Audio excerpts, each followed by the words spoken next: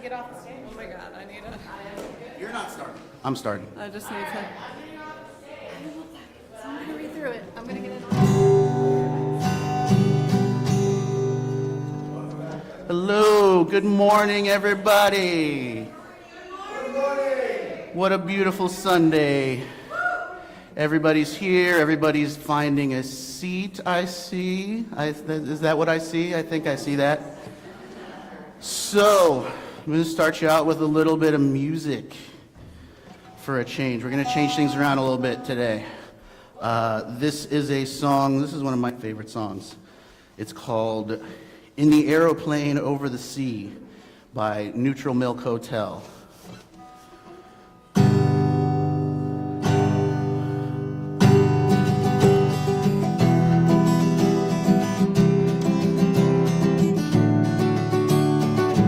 What a beautiful place I have found in this place that is circling all around the sun.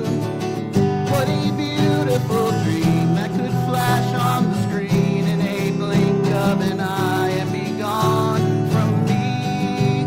Soft and sweet, let me hold it close and keep it here. Let me.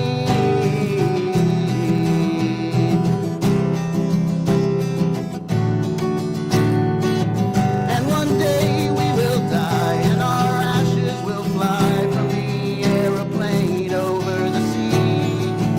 But for now we are young, let us lay in the sun and count every beautiful thing we can see. Love to be in the arms of all I'm keeping here with me.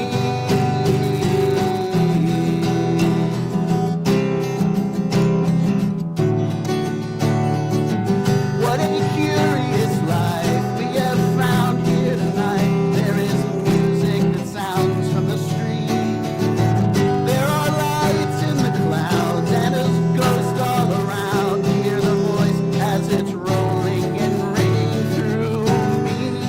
Soft and sweet, how the notes all bend and reach above the tree.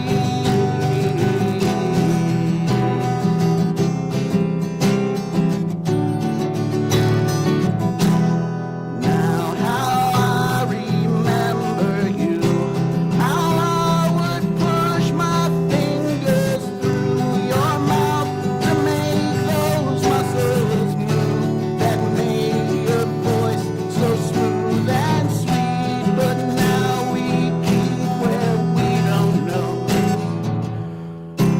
All secrets sleep in winter clothes with one you loved so long ago.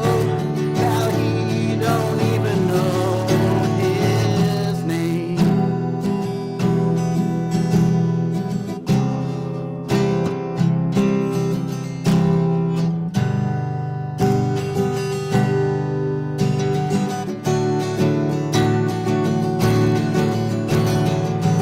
What a beautiful face I have found in this place that is circling all around the sun.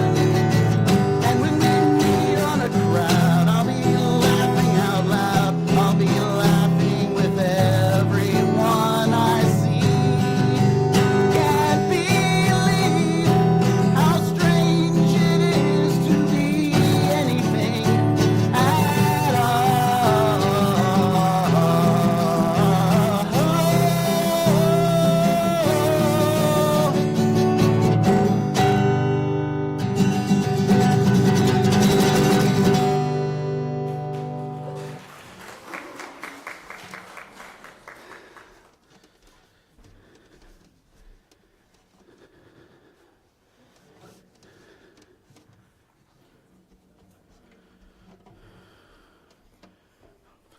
Good morning, good morning.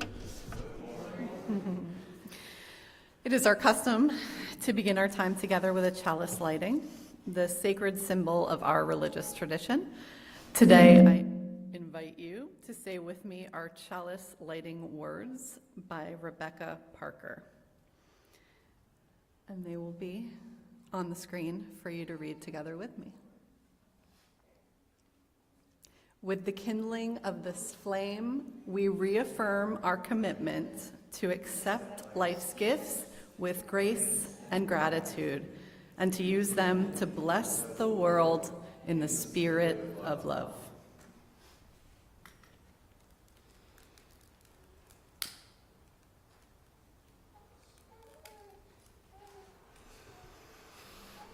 So welcome again to our multi-platform space here at the Unitarian Universalist Congregation of Miami.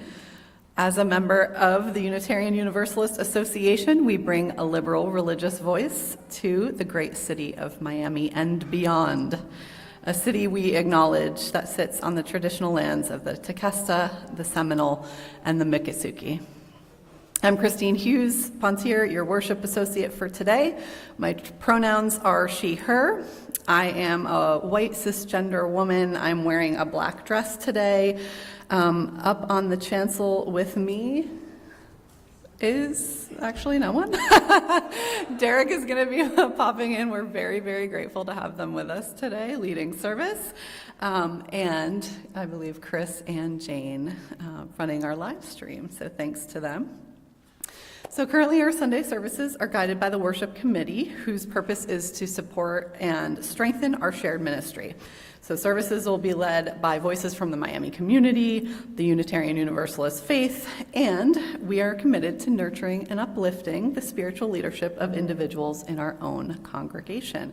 We invite you to join, to find your place if you are interested in participating in worship and Sunday service, and really in any way in keeping our congregation going.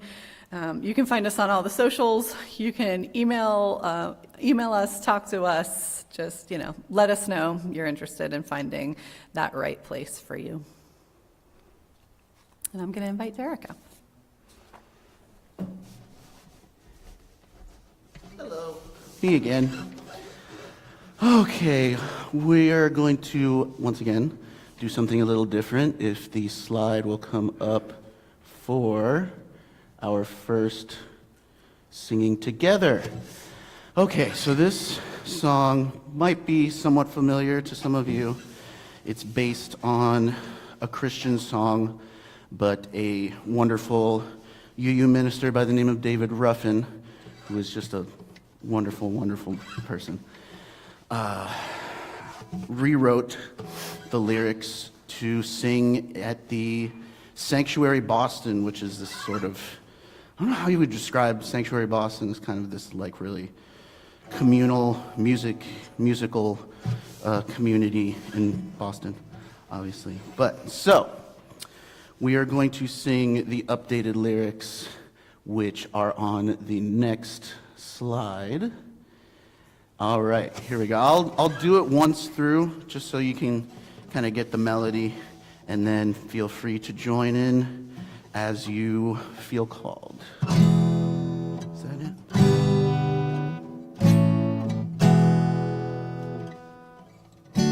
There it is. Okay. Make us aware we are a sanctuary. He's made holy, loved right through. With thanksgiving, we are a living sanctuary.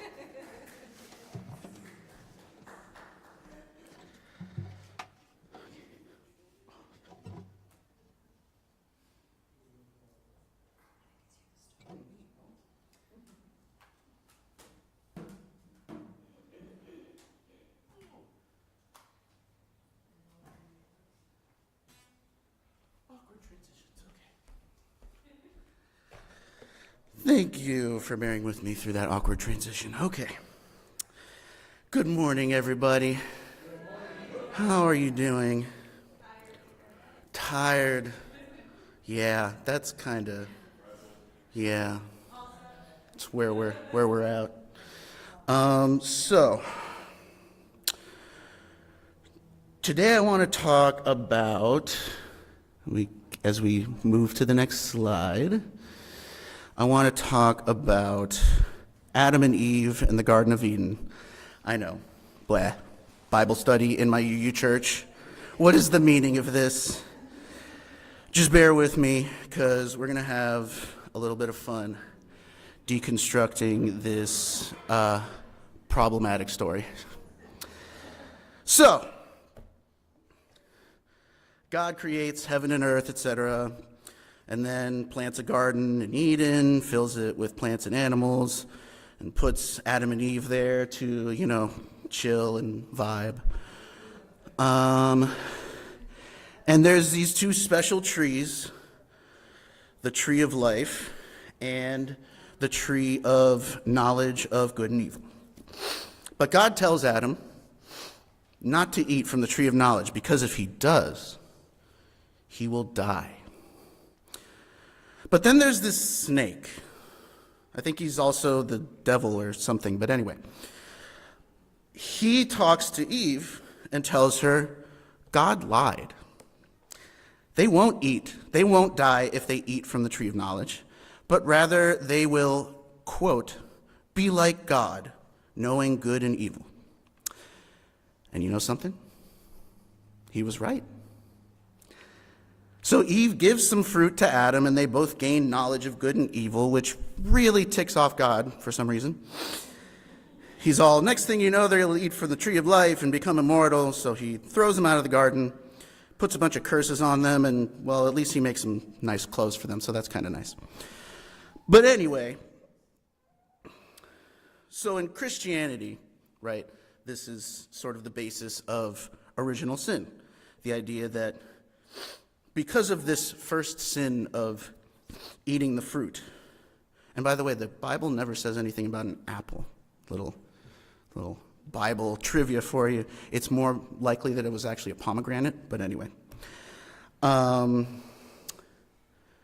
So the original sin, eating the fruit, every human being that came after is born in sin and has to be baptized to be saved, blah, blah, blah.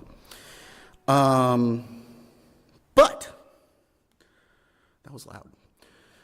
What if we applied a different interpretation to this story? That's one of the things that liberal religion is all about, right? That each person interprets Scripture in their own way rather than just believing every word of it to be literally true or believing whatever your preacher of your church tells you to believe. What if Adam and Eve eating the fruit was a good thing? What if they were never meant to stay in the Garden of Eden, but rather were meant to be God's representatives on earth? Believe it or not, this is what a lot of Muslims actually believe.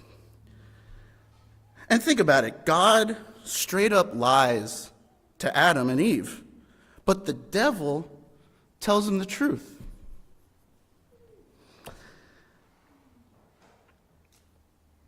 And that's not an interpretation. That's straight from the text. Like he tells them, you're going to die. That's not true. So what if God lied because God wants Adam and Eve to rebel?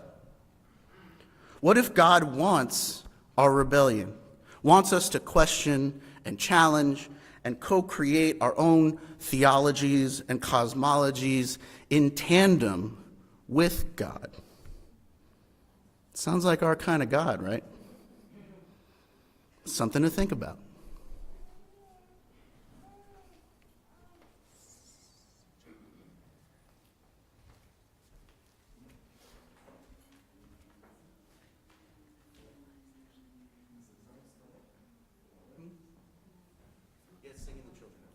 Oh, singing the children out.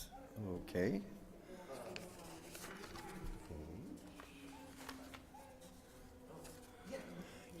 Found it. Okay. Getting ready to sing the children out to their RE program. And apparently doing so a cappella. So, may your mind be open to new learning. May your lips bring truth into the world. May your heart know love and your hands do the work of justice as you go your way in peace. As you go your way in peace. Thank you. Okay.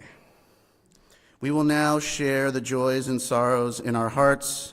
As a community, we support you in both your grief and happiness. When you come forward, please state your name. Remember, this service is live streamed, so those online can also share in the chat.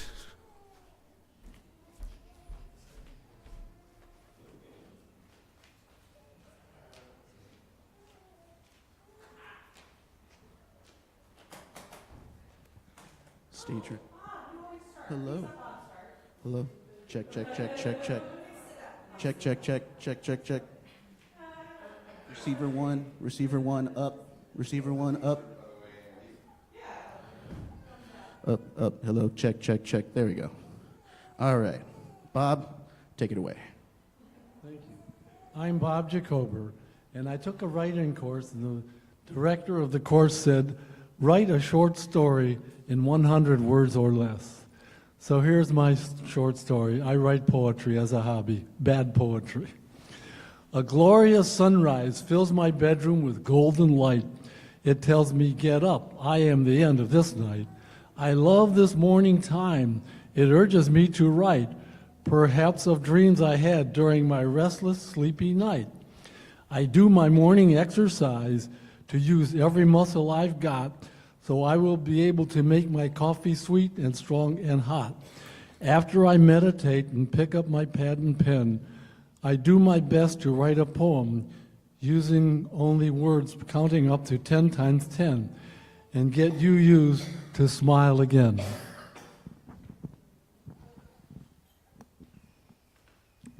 Hello, I am Andy Arthur. I just have a joy and pride for today. This week, my students who I work at New World School of the Arts are putting on their one-person shows. They've been working since January of last year on these things, and they're so freaking good. We got werewolfism as a discovery of process of grief. We got aliens. We got a woman who's created her own room of dirty laundry and wants to make it work out. They are so good this year, and I'm just so proud of them. So, yay.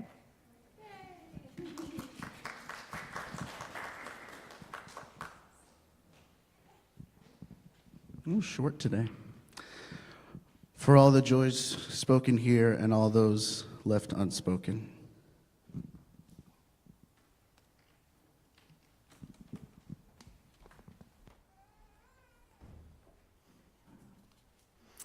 So now let's make an offering to this congregation. On the screen, you'll find a QR code. You can donate online through your smartphone, or we will have Luigi bringing around a basket to gratefully receive your donation. So from October till December through the rest of the month, UU Miami is splitting the plate with Chainless Change, an organization that brings recovery, advocacy, and support to those negatively impacted by the criminal legal system.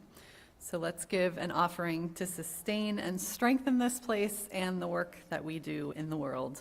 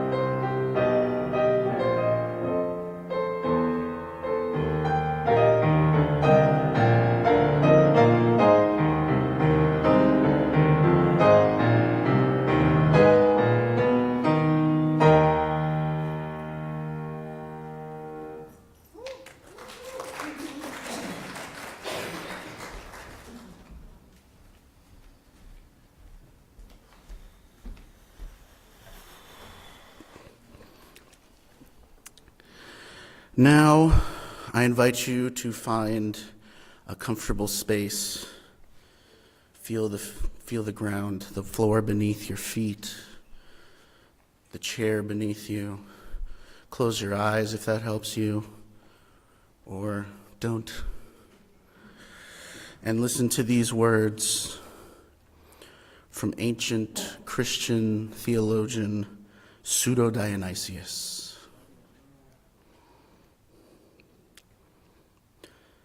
Leave behind everything perceived and understood, everything perceptible and understandable, all that is not and all that is, and with your understanding laid aside, strive upward as much as you can toward union with that which is beyond all being and knowledge.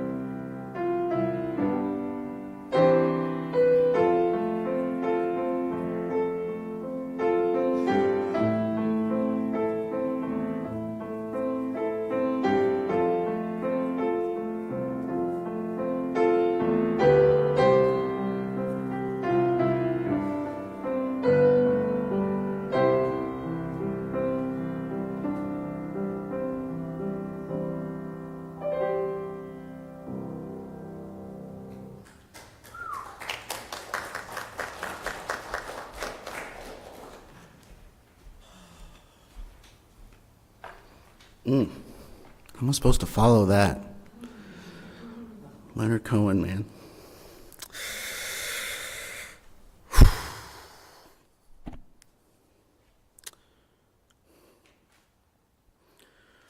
Why is the world always ending? I feel like this question has been on a lot of people's minds lately, even if it's not necessarily in those exact words. I myself will be 40 in a couple months, and I can barely remember a time when things in this country felt normal.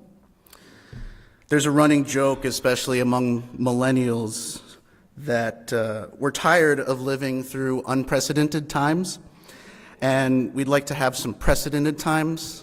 Thank you.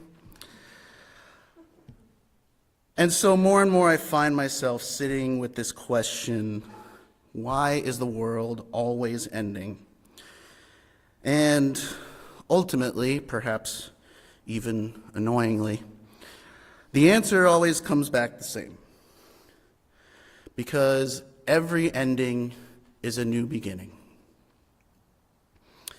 This is not a new idea. It actually springs from a liberal Christian school of thought known as process theology.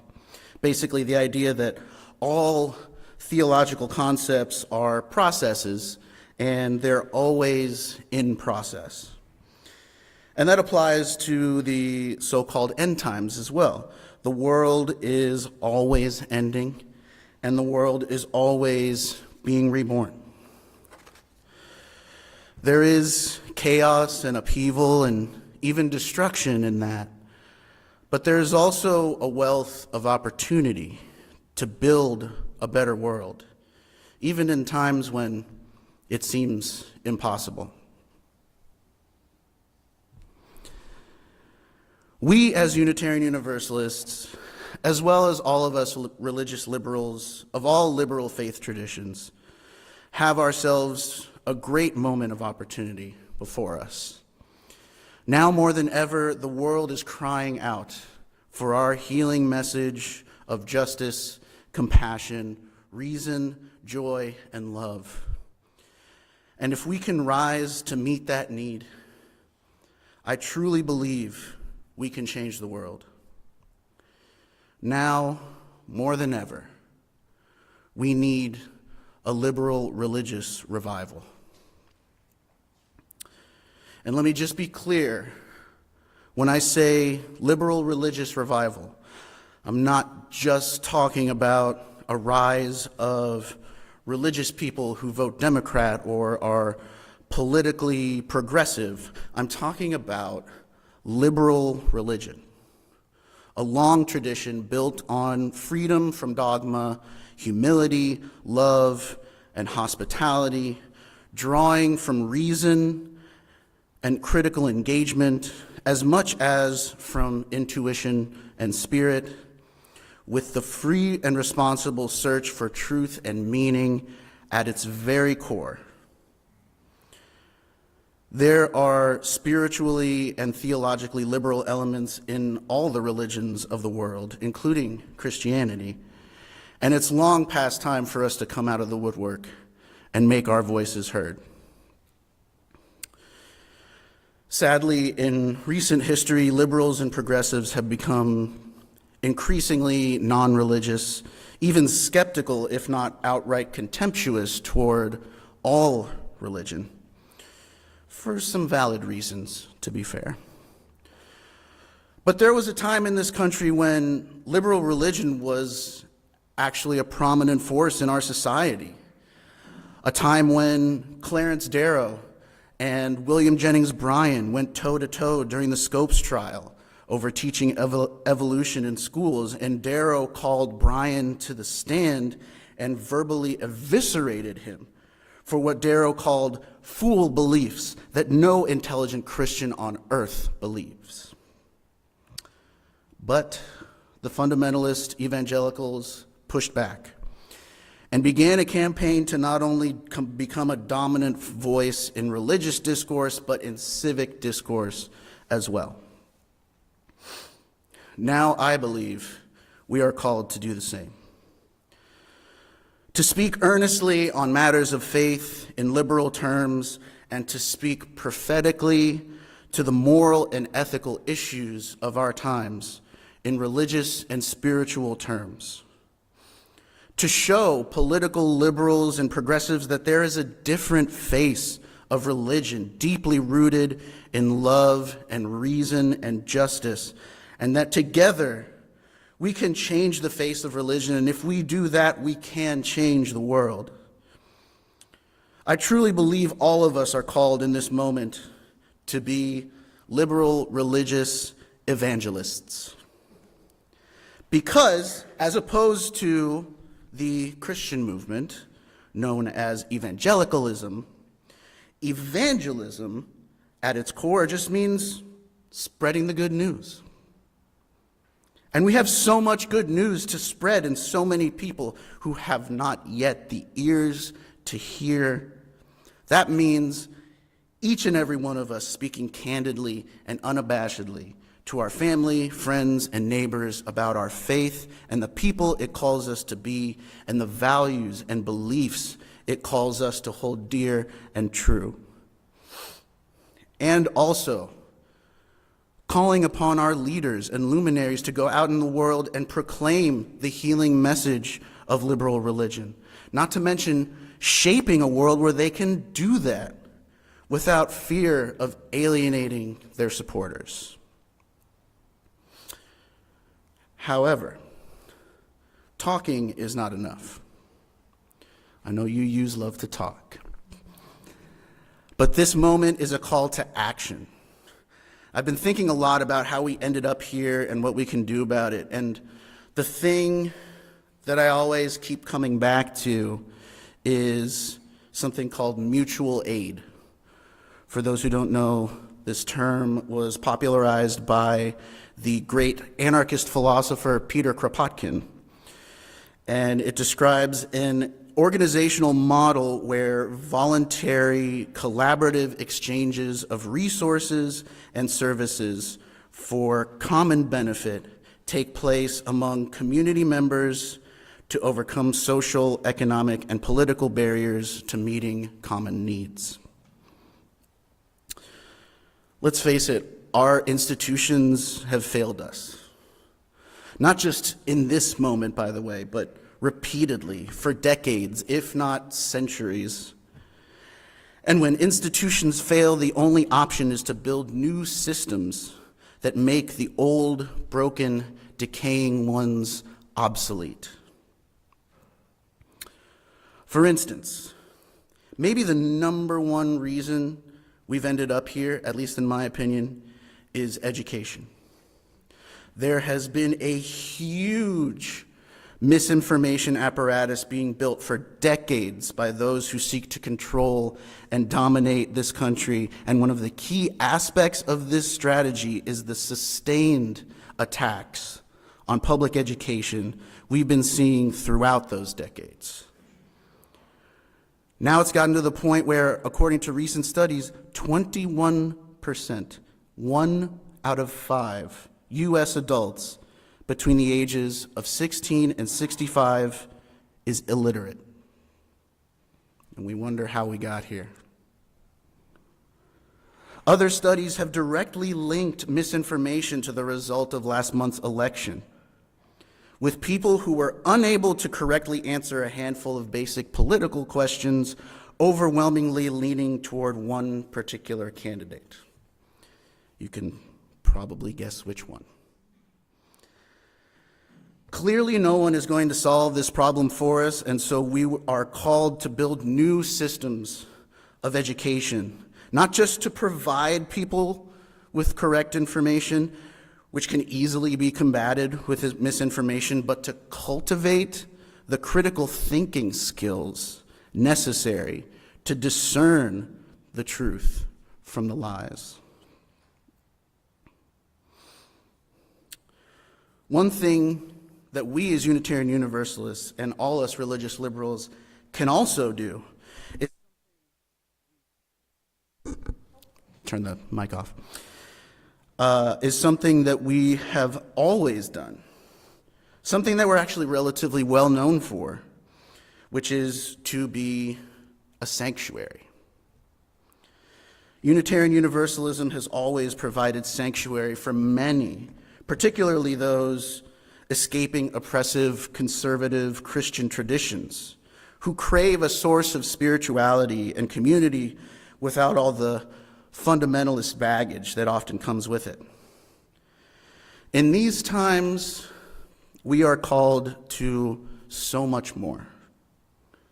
There are so many in this country right now who are in desperate need of sanctuary from a government and a huge percentage of the population that has now more than ever placed a target on their backs. This church and this faith has done a lot for these people, but there's always more to be done. And now the need is greater than ever, to the point where we might need to step outside of our comfort zones a little bit, or step outside of what might seem possible or plausible to rise to meet that need. Desperate times call for desperate measures. And speaking of desperate measures, I can't overstate the very likely possibility that this is going to involve doing some things that will make us uncomfortable, including but not limited to breaking some laws, and perhaps even some seemingly radical methods of self-defense, if it comes to that.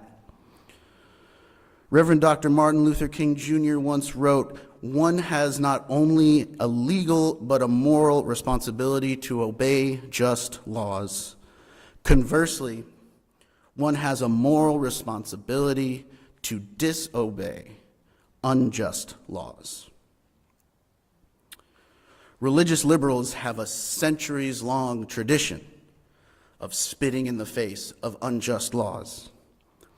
A couple months ago, I stood here and talked about UU ministers who were jailed for refusing to surrender membership rolls to Joe McCarthy and the House Un-American Affairs Committee. But we also have spiritual ancestors even further back who were burned at the stake as heretics for rejecting the Trinity or challenging the authority of the Church of England. We should all aspire to live up to that courageous example. Very soon we may be called upon to make sacrifices of our own to save our republic and our world. Now, I'll be the first one to tell you, I don't have all the answers. I'm a preacher and a ritual artist, not an organizer. But that's how this works, right? Everybody has their part to play. A couple months ago, I stood here and recited the wise words of Howard Thurman, and they bear repeating now. Don't ask what the world needs. Ask what makes you come alive and go do it. Because what the world needs is people who have come alive. Well, my friends, the world needs liberal religion. A religion of justice and compassion, a religion of freedom of thought and freedom from dogma, a religion of intuition and mysticism, but above all else, a religion of love. Love not just as a feeling, but love as action. Love that does not merely hold us close, but also shouts from the rooftops.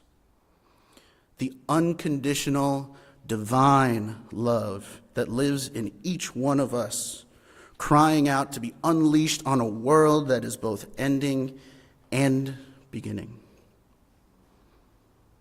A world that is always ending and always beginning. May we begin again in love, building a new and better world in the ashes of the old. Amen. Blessed be.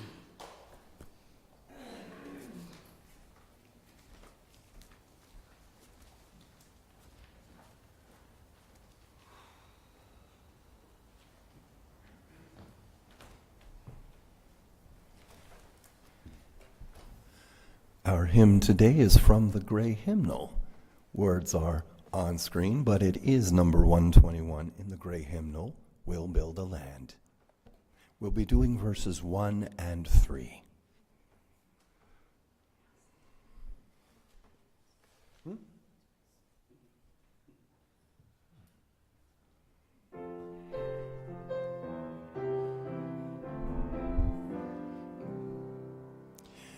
We'll build a land where we bind up the broken. We'll build a land where the captives go free, where the oil of gladness dissolves all mourning. Oh, we'll build a promised land that can be. Come, build a land where siblings in spirit, anointed by God, may then create peace, where justice shall roll down like waters, and peace like an ever-flowing stream.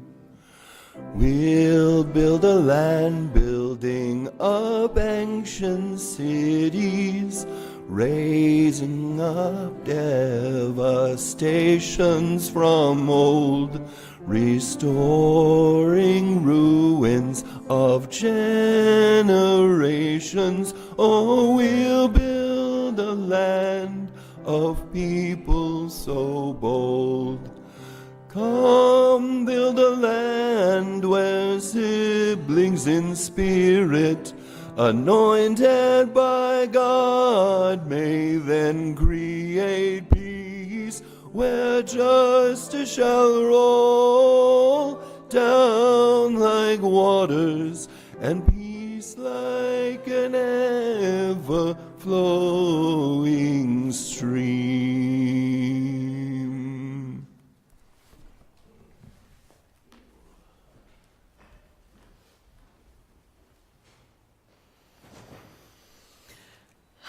Thanks to everyone who comes together, gives of their time, energy, care, and passion to bring these Sunday services to us every week. There are many of us that bring this experience and keep our UU Miami running, so we offer lots of gratitude to all of those people.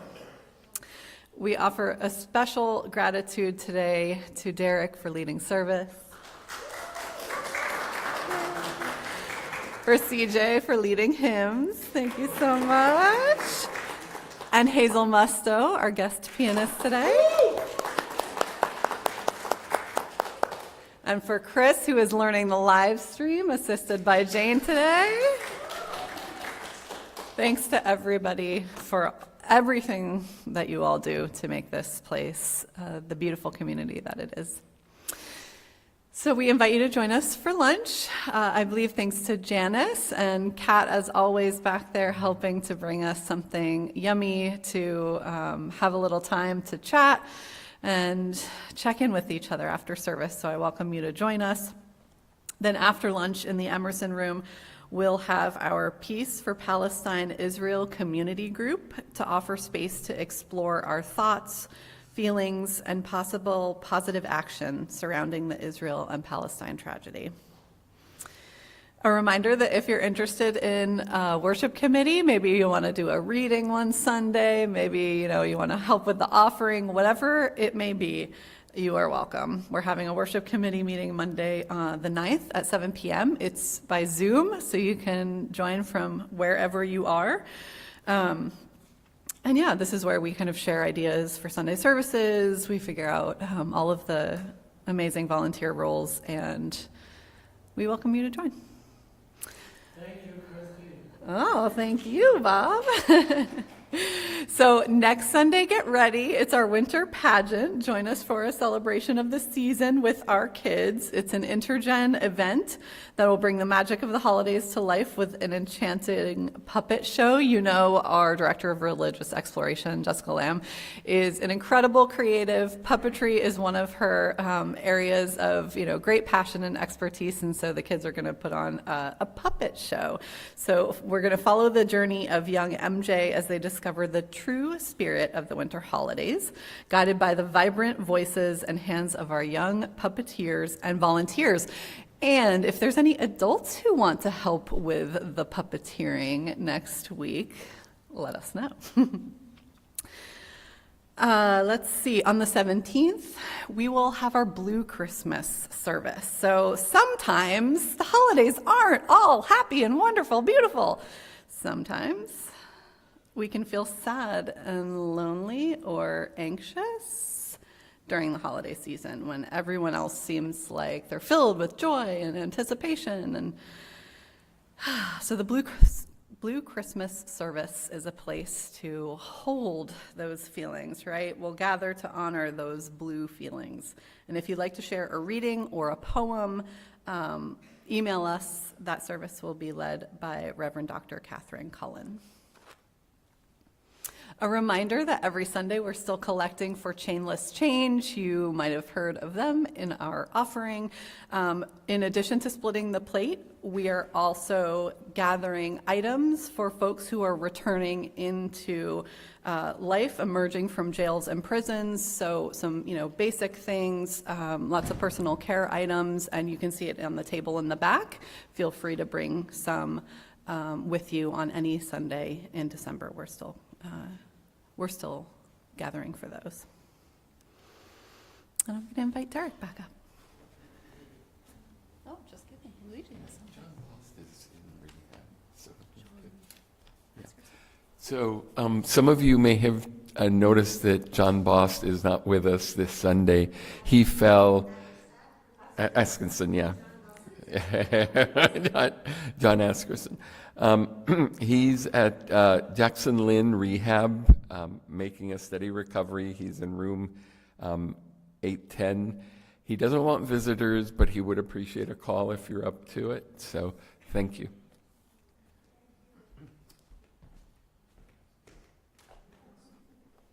Okay. I wanted to try something a little different today. Surprise, surprise. This is something we used to do back when I first started coming here, actually.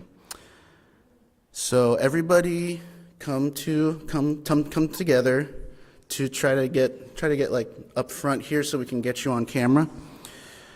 And we're gonna all hold hands in a circle as best we can. And I will read our closing words, and then we will join together in singing our closing hymn, number 169, We Shall Overcome. So, one verse only, yes. We got it? Oh, great, yeah. You guys are great. You're great. You're making it work. I love it. Worship need not cease. It can echo in our lives, in our words, in our deeds, in our moods, in our dreams. Carry worship with you wherever you may go. Be a blessing in your going out and your coming in.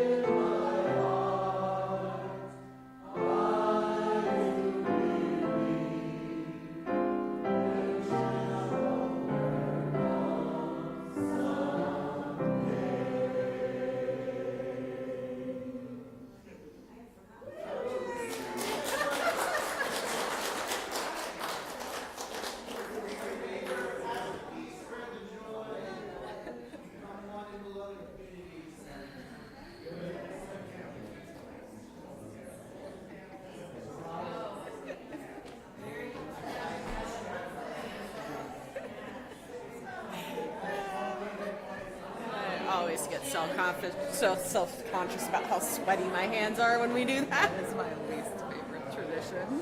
Yep. Because my hands are also extremely sweaty and I hate touching other people's hands. Like, can we do like this? Next Yeah. time you and I will be like this. shoulders, people, Shoulders. I get the wanting to be in this community, but like, that's just Also, probably just like stand like this. Yeah. All right. Those of us who are like, spread the word because I'm like, no. no, no, no.